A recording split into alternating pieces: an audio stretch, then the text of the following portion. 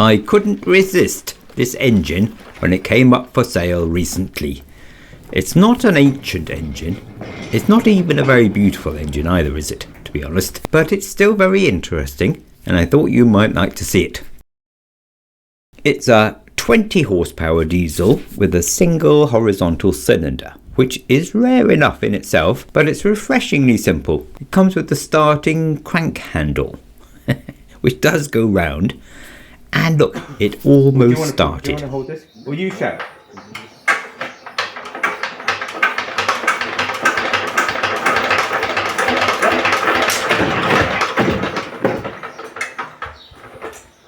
A puff of smoke came out and everything. There must have been some sort of oil left inside at the time of manufacture, because it actually fired. Well, more of a cough really than a firing, but that is still very promising, isn't it? Because this engine has never been started before, ever, even though it's decades old.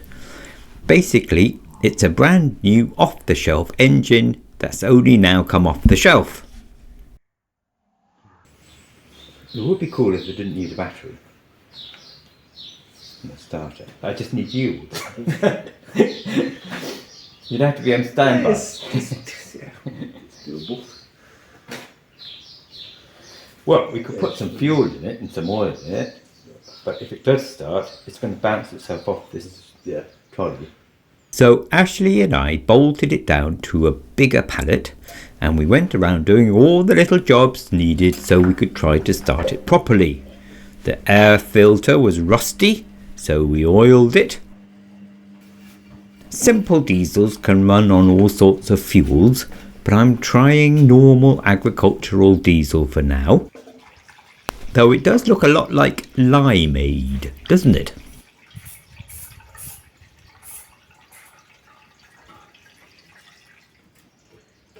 Coming out in a minute.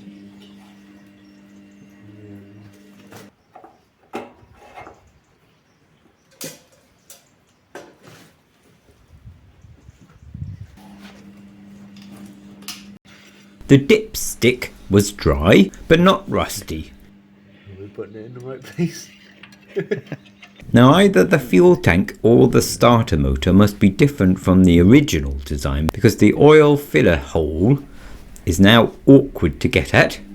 I don't know how big that sump is really. Big. Big, okay. This engine doesn't have a radiator. It's cooled by evaporation. Now I need to make a bigger hopper for it to hold more water, but for now, just some poured in around the cylinder should do.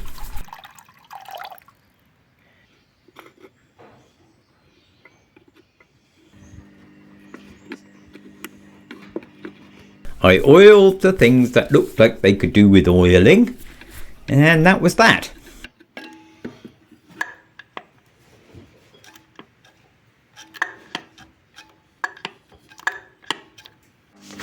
If the engine carries on going forward, then it's no bother at all. But if the engine starts going back the other way, that's when it can hurt your hand. Yeah. Break your fingers. Yeah, because that's locked. This is a very tight connection, isn't it? It doesn't pull out at all until it's forwards. Yeah, so you had to keep your thumb on. Yeah, like that. Okay, and then just turn the handle. Fuel on. Fuel's on. Starting position. Yep. Head ear protectors on. And stand back. Well, there's only one thing left to do. You're a brave man. All right then. The decompressor lever makes cranking easy.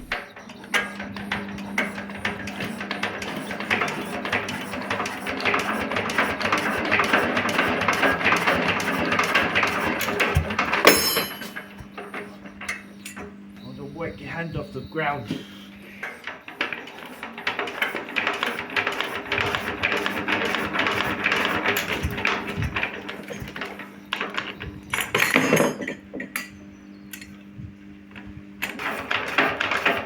Okay, something's not right.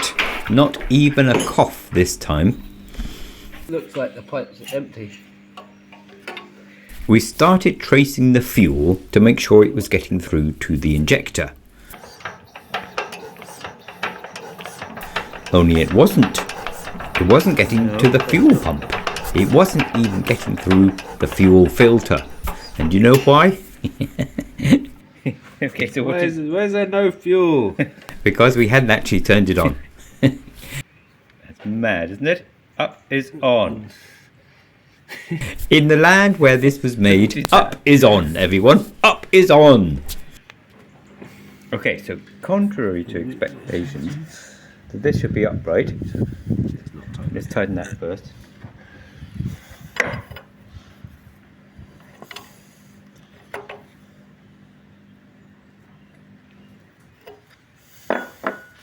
Fuel on. Now, to go through the filter to the pump, to come out of the pump and up to the top of the injector. Let's just see what happens. It's got to fill up that whole oil filter, hasn't it? And here's some diesel arriving to the injector. Oh, squirt, squirt, squirt. Good. Okay. So, surely this time. Okay. To fire number 2. 3. This time with fuel. Fuel on. Fuel up is on. Start position.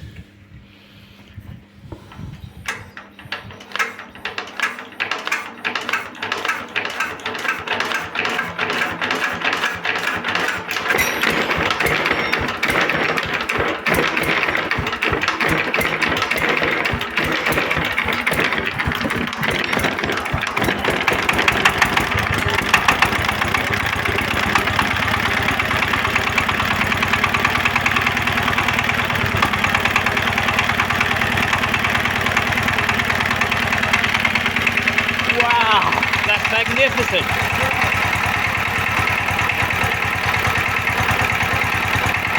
Wow! Wonderful! Well done.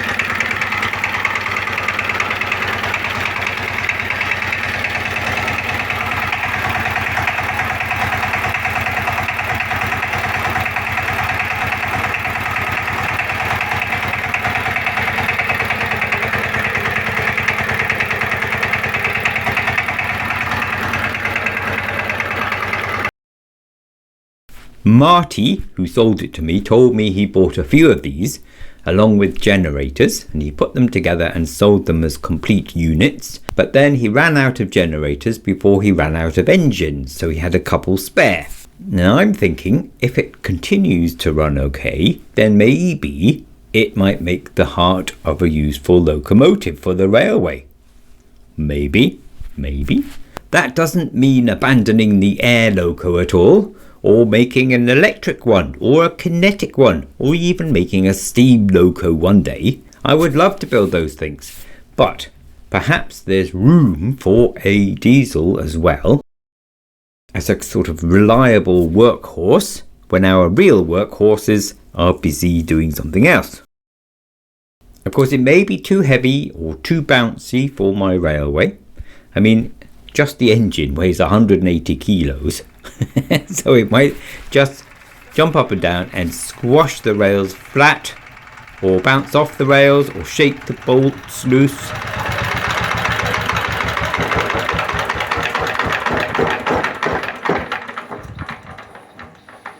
Wow, that's brilliant. Excellent machine. Yeah, nice and warm. It's really warm. There you go, now you can boil your kettle. Boil for your tea. But surely it will be useful for something. Thumb outside, remember? Thumb outside.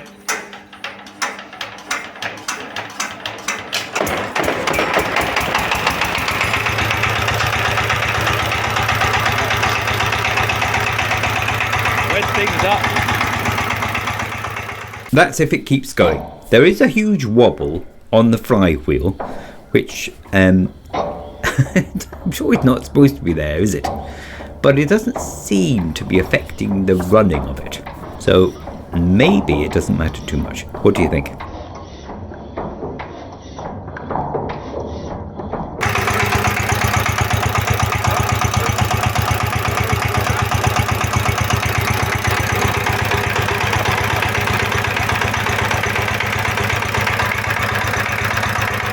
By the way, if you live in Ireland and you fancy one of these things, get in touch.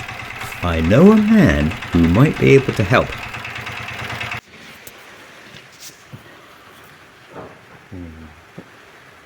Here we are now. Cup of tea, mate. Hot water.